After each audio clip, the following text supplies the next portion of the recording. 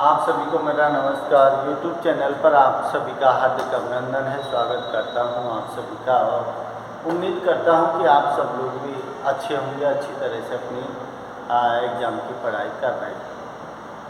देखिए, आपके और मेरे बीच में वीडियो का कुछ गैप लग गया था क्योंकि एग्ज़ाम चल रही थी, तो थोड़ा सा सिस्टम वीडियो नहीं बना पाया मैं समय से। लेकिन अब मैं जो वीडियो डालने जा रहा हूँ, आपको बनाने जा रहा हूँ, तो वो आपके सामान्य हिंदी की दो कहानी हैं आपसे। तो ईदगाह जो कहानी थी मुंशी प्रेमचंद की, जिसमें एक बालक और अपनी बूढ़ी माँ को लेकर उसकी कम उम्र में ही परिपक्व हो जाना, समझदारी हो जाना, उस संवेदना को उसमें दिखाया था, वो मैंने ऑलरेडी आपको डाल दी है। अब जो कहानी है आपकी, जिसका नाम है उजालिका मुसाहिब। उजालिका मुसाहिब कहानी जी एक अलग तरीका की कहानी है। जो लेखक हैं वो मूलतः कहाँ के हैं, अपने राजस्थान के हैं। तो जिस तरह से अपने जैसे अपनी लेखन कला के लिए जैसे भारतेंदु को जाना जाता है, जैसे शेक्सपियर को जाना जाता है, जैसे मुंशी प्रेमचंद को जाना जाता है, ठीक उसी प्रकार अपनी मूलतः राजस्थानी भाषा में लिखने के लिए विजयदान देथा उपनाम बिज्जी को जाना जाता है, जिन्होंने अपना जो जीवन है वो क्या है कि राजस्थान की जो संस्कृति है उसको संवर्धन करने में पूरा जीवन सौंप दिया है। तो राजस्थानी लेखक के रूप में, राजस्थानी सुप्रसिद्ध साहित्यकार के रूप में इनको जाना जाता है। तो देखिए, इनकी जो कहानी है उजालिका मुसाहिब, एक अलग तरीका की कहानी है। उजालिका मुसाहिब जो शब्द है, तो ध्यान रखना, मुसाहिब जो शब्द है, मुसाहिब शब्द ये एक उर्दू का शब्द है मुसाहिब। तो मुसाहिब का अर्थ क्या है, सबसे पहले वो समझो। मुसाहिब का मतलब होता है, जैसे अपन कहते हैं सहयोगी बोल सकते हो, सहयोगी बोल सकते हो, परामर्शदाता बोल सकते हो, या फिर कह सकते हो आप चाटुकार, या फिर कह सकते हो खुशामद करने वाला, खुशामद करने वाला। इन शब्दों को इसमें प्रयोग किया जाता है। मुसाहिब का मतलब है कि जो सहयोगी होता है, जो काम करने में सहयोग देते हैं। क्या दिया है, परामर्शदाता, सलाहकार कह सकते हैं, परामर्शदाता कह सकते हैं। चाटुकार का मतलब है जो बड़े लोगों के नीचे जो उनकी खुशामद, उनकी चाटुकारिता, उनकी सेवा, चाटुक जिसे अपन कहते हैं सेवादार, ये इसी श्रेणी के शब्द हैं जो मुसाहिब के लिए प्रयोग किए जाते हैं। तो उजाले का मतलब क्या है, उजाले का मतलब है प्रकाश। उजाले का मतलब किससे है, प्रकाश से। इसका मतलब है कि प्रकाश को लाने में मुसाहिब जो लोग हैं, प्रकाश को लाने में मुसाहिब लोगों ने क्या क्या प्रयास किए हैं। एक नहीं, 2, 3, 4, 5, 6 प्रयास तक किए हैं, लेकिन उजाला नहीं आया। अब ये सब चीज़ आपको समझ कब आएगी, जब आपने कहानी पढ़ी होगी। बगैर कहानी पढ़े आपके समझ नहीं आएगी। तो उजाले को लाने के लिए जो मुसाहिब हैं, जो चाटुकार है, जो खुशामद है, जो परामर्शदाता है, वो एक मूर्ख राजा को किस तरह से हम यहाँ मिलाते हैं और उसको उत्साहवर्धन करते हैं, लेकिन बुद्धि राजा को ही पहली प्राथमिकता देते हैं, वो अपना अड़ंगा नहीं अड़ जाते हैं। तो ये क्या है, उजाले का मुसाहिब ठीक इसी प्रकार की कहानी है, जिसमें सामंतवादी वातावरण और गुलामी मानसिकता जो है उसको दिखाया गया है। तो इससे पहले विजयदान देथा है। तो विजयदान देथा अर्थात विजयदान देथा जो लेखक हैं, सुप्रसिद्ध साहित्यकार हैं राजस्थान के, जिनका जन्म कहाँ दिया है, 1926 कहाँ दिखाया है, बोरुंदा कहाँ है, जोधपुर, बोरुंदा जोधपुर दिया है। जोधपुर का मतलब राजस्थान, बड़ौदा राजस्थान में इनका जन्म हुआ है। और 2013 में इनकी क्या दिखाई है? मृत्यु दिखाई है 2013 में। इस कहानी का जो प्रकाशन है, इस कहानी का जो प्रकाशन वर्ष दिया है, प्रकाशन वर्ष कितना दिया है? 2000 में इस कहानी को प्रकाशन दिया है। तो विजयदान देथा किस उपनाम से जाने जाते हैं? ध्यान रखना, बिज्जी दिया है, बिज्जी। विजयदान देथा बिज्जी उपनाम से जाने जाते हैं। देथा क्या है? देथा इनका क्या है? गोत्र है। देथा क्या है? इनका गोत्र है। और किस समुदाय से बिलोंग करते हैं विजयदान देथा? विजयदान देथा किससे करते हैं? विजयदान देथा चारण समुदाय जो राजस्थान में है, जोधपुर साइड में, उस चारण समुदाय का मतलब बिलोंग करते हैं उसे। तो विजयदान देथा क्या है? बिज्जी के उपनाम से जाने जाते हैं, जिनका जन्म 1926 बड़ौदा जोधपुर राजस्थान में हुआ है। 2013 में इनकी मृत्यु हुई है।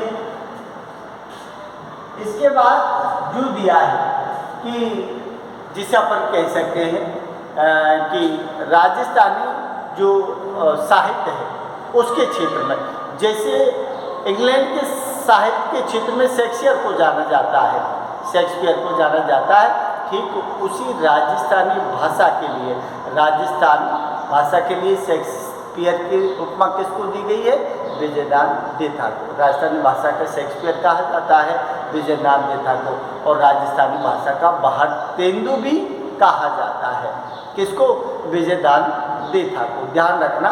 तो बिज्जी को जो दिया है, राजस्थानी लोक संस्कृति के प्रमुख संरक्षण के रूप में जाने जाते हैं, जिसमें क्या है? संगीत है, कला है, लोकगीत। संगीत, कला और लोकगीत, इन सबको क्या दिया है? संरक्षण और संवर्धन करने का कार्य बिज्जी ने किया है। जो उनकी संस्था है, जो संस्था क्या है? रूपायन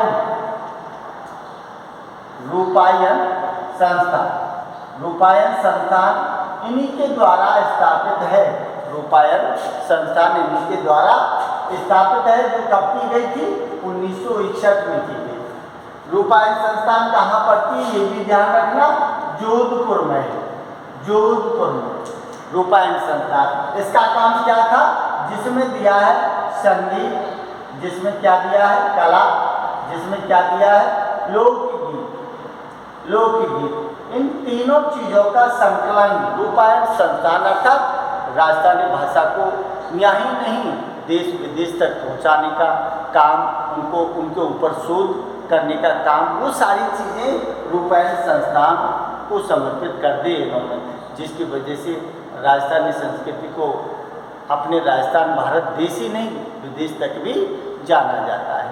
तो रूपायन संस्थान के संस्थापक रहे हैं, जो कि कोमल कोठारी इनकी क्या थी? दोस्त थे। उन्हीं के साथ मिलकर इस संस्थान का इन्होंने क्या किया है? मतलब निर्माण किया है। अब देखिए इनकी जो प्रमुख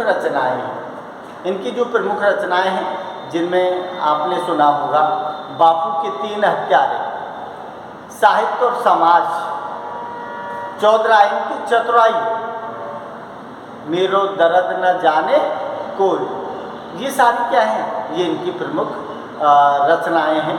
और इनकी जितनी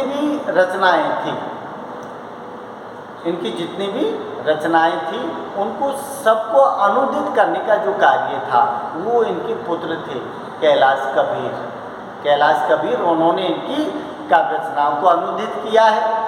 राजस्थानी लेखन जो कार्य किया है, वो राजस्थानी लेखन के लिए क्या दिया है? एक इनकी काव्य रचना जिसमें दिया है बातारी, क्या दिया है? बातारी फुलवारी। ये बातारी फुलवारी दिया है, ये बातारी फुलवारी को इनको साहित्य अकादमी पुरस्कार जो कब दिया था? साहित्य अकादमी पुरस्कार भी मिला है इनको जो कब मिला था, 1974 में मिला था, साहित्य अकादमी पुरस्कार। बातारी फुलवारी में क्या है, संकलन, इनकी कथाओं का क्या दिया है, कथाओं का संकलन किया है, कथाओं का संकलन। ये कितने भागों में प्रकाशित की गई, इसका मतलब 14, जिसको 14 खंडों में बांटा गया है, 14 खंडों में बांटा गया है। बातारी फुलवारी इनकी राजस्थानी जो कथाएं हैं उनका एक संकलन है, जिसको 14 भागों में बांटा गया है। तो बातारी फुलवारी के लिए साहित्य अकादमी पुरस्कार इनको मिला है, और बहुत सारे पद्मश्री और चूड़ामणि बिहारी पुरस्कार, बहुत सारे पुरस्कार इनको मिले हैं। अब इनकी जो कुछ क्या है कि जैसे फिल्म, इनकी जो कहानी है उनके ऊपर कुछ फिल्म भी बनी थी, जिसमें क्या दिया है, फिल्म बनी थी उनके में क्या है, दुविधा, दुविधा क्या है, चरणदास चोर, चरणदास चोर, क्या है, लजवंती,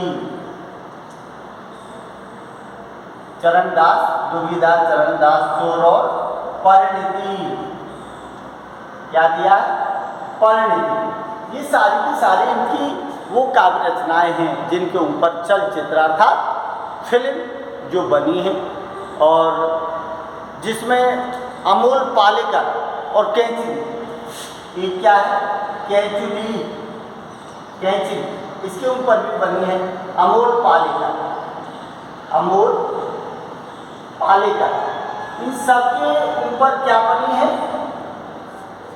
दुविधा, चरणदास चोर, लजवंती, परिणति, कैंची, अमोल पालेकर, इन सबके ऊपर फिल्म बनी है। इसका मतलब है कि राजस्थानी जो संस्कृति है उससे अच्छा किसी ने नहीं लिखा है, क्योंकि राजस्थानी भाषा का स्पेशल लेखक है। राजस्थानी भाषा के अलावा और किसी भाषा को उन्होंने यूज अपने साहित्य में नहीं किया है, इसीलिए राजस्थानी भाषा का भारतेंदु इनको कहा जाता है, राजस्थानी भाषा का शेक्सपियर इनको कहा जाता है।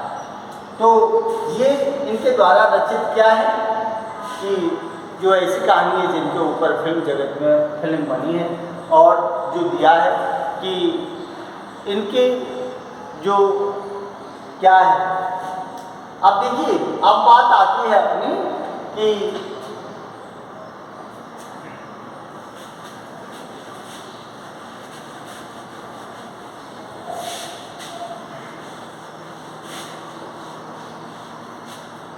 अब देखिए मेन चीज क्या आती है, बात ये आती है कि इसमें दिखाया क्या है, इस कहानी में दिखाया क्या है। इसका मतलब है कि किस चीज़ को लेके लिखा है, किस चीज़ पर इसको व्यंग्य किया है। तो सबसे पहली बात तो जो है इसमें क्या है, सामंती जीवन का चित्रण किया है। क्या दिया है, सामंती जीवन, सामंती जीवन का चित्रण किया है। दूसरा क्या है, सामंती जीवन का मतलब जानते हो, राजा महाराजाओं को जो शासन था उस पर उन्होंने क्या किया है, क्या दिया है, शासक की अज्ञानता पर व्यंग्य क्या दिया है, राजनीति पर क्या किया है, राजनीति पर भी व्यंग्य किया है। और जिसे अपन कहते हैं कि सामंती जीवन का चित्रण है, शासक की अज्ञानता पर व्यंग्य किया है, राजनीति पर व्यंग्य किया है, और जिसे अपन कहते हैं चाटुकारिता, चाटुकारिता पर व्यंग्य क्या किया है, चाटुकारिता पर भी क्या किया है, व्यंग्य किया है।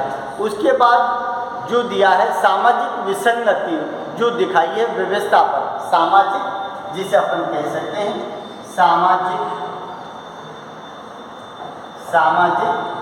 व्यवस्था, सामाजिक व्यवस्था पर क्या किया है, व्यंग्य किया है। सामाजिक व्यवस्था पर व्यंग्य किया है। और दूसरा अपन कहते हैं मुसाहिबों की गुलाम, मुसाहिबों क्या दिया है, मुसाहिबों की गुलाम मानसिकता, गुलाम मानसिकता पर व्यंग्य किया है। ये पॉइंट आप लिख सकते हो। पूरी कहानी जो है इन्हीं चीज़ों के ऊपर दिखाई है। दूसरी बात कि दीवान मंत्री सलाहकार जो है उनके ऊपर व्यंग्य किया है। दीवान है, मंत्री है, जो सलाहकार है कौन, दीवान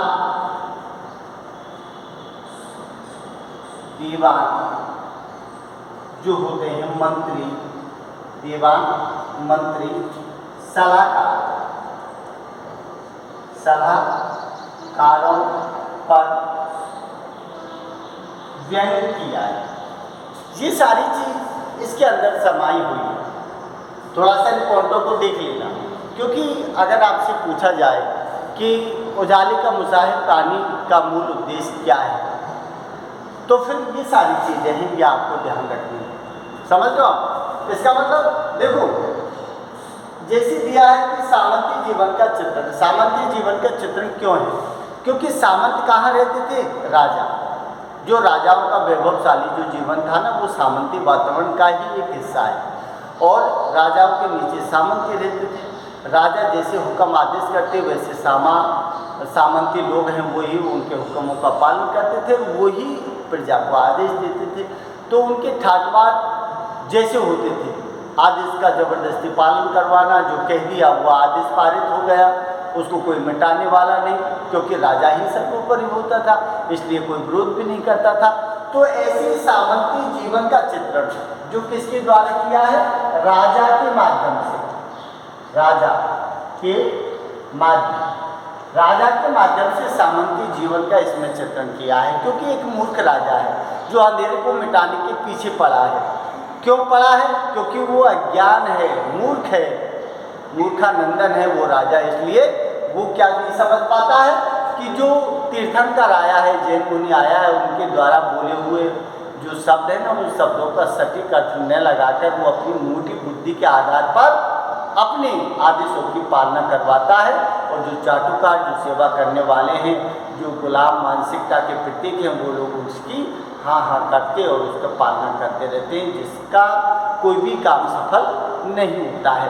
तो सामंती जीवन का चित्रण इसमें किया है। शासक की अज्ञानता पर व्यंग्य किया है। शासक की अज्ञानता का मतलब है जो राजा मूर्ख है, वो शासक जो है वो कैसा है? मूर्ख है, अज्ञान है, ज्ञान नहीं है। इसमें जो शब्द आया है, तो इसमें दो शब्द हैं। एक तो क्या आया है? प्रकाश। एक शब्द क्या है? प्रकाश। दूसरा क्या है? अंधकार। दो शब्द आए हैं इसमें, तो ध्यान रखना। प्रकाश का मतलब है ज्ञान से और अंधकार का मतलब है अज्ञान से। दो शब्द चले हैं इसमें, ज्ञान और अज्ञान। इसका मतलब प्रकाश ज्ञान का प्रतीक होता है और अज्ञान अंधकार का प्रतीक होता है। अंधकार का प्रतीक अज्ञान होता है, बात वही है। तो यहाँ शासक की अज्ञानता पर व्यंग्य किया है। इसका मतलब शासक जो है वो बुद्धिहीन है और अपनी बुद्धि को ही सर्वोपरि मानता है, बुद्धि का सागर है। इसका मतलब वो क्या करता है कि जैसे जैन मुनि ने कहा कि आपके राज्य में अंधेरा है, जिस दिन अंधेरा मिट जाएगा उसी दिन मैं आपके राज्य में स्वयं आकर भोजन कर लूँगा। बस उन शब्दों को पीछे पड़ता है, उन शब्दों का अर्थ नहीं समझता है, इसीलिए उसको अज्ञान दिखाया है और खुद की अज्ञानता के कारण सारी प्रजा को भी संकट में डाल देता है। ये सारी बातें इसमें चली है, क्योंकि एक के बाद एक उपाय बताते गए हैं और उन उपायों को मिटाने के लिए प्रजा से पालन करवाया गया है। तो उपायों को मैं बताऊंगा अगले उसमें। तो राजनीति पर व्यंग्य, राजनीति एज ए राजा, सीधी बात है कि राजा है वहाँ राजनीति है।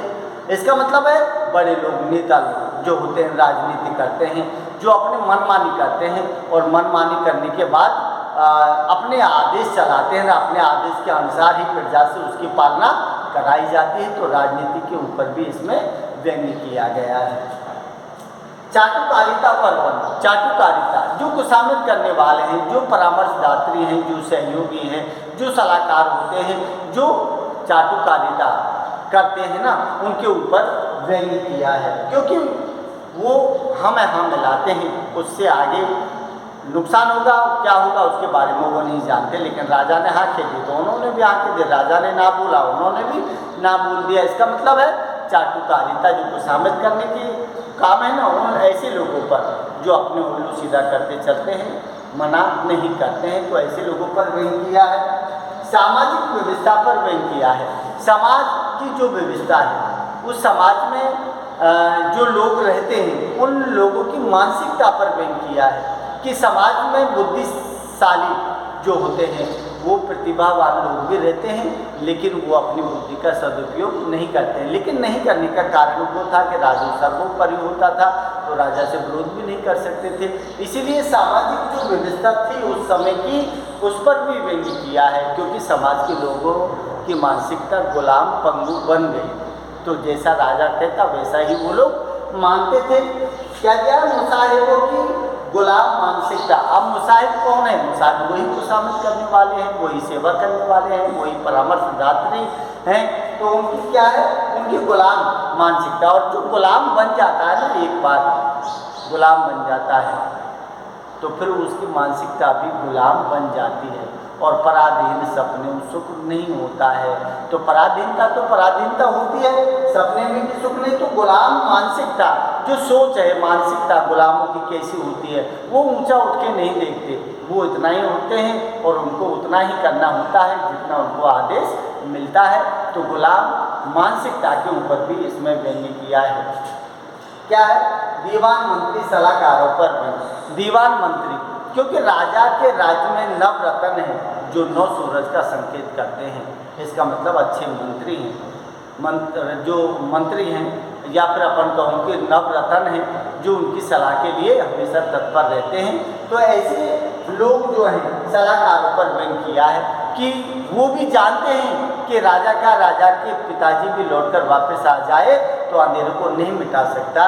लेकिन बात क्या आ रही थी कि चाटुकारिता और सलाह परामर्शदात्री जो है वो अपना उल्लू सीधा करने में लगे रहते हैं। अंधेरा आए नहीं आए उनको तो बस ये है कि आदेश की पालना करवाने उनकी जिम्मेदारी है।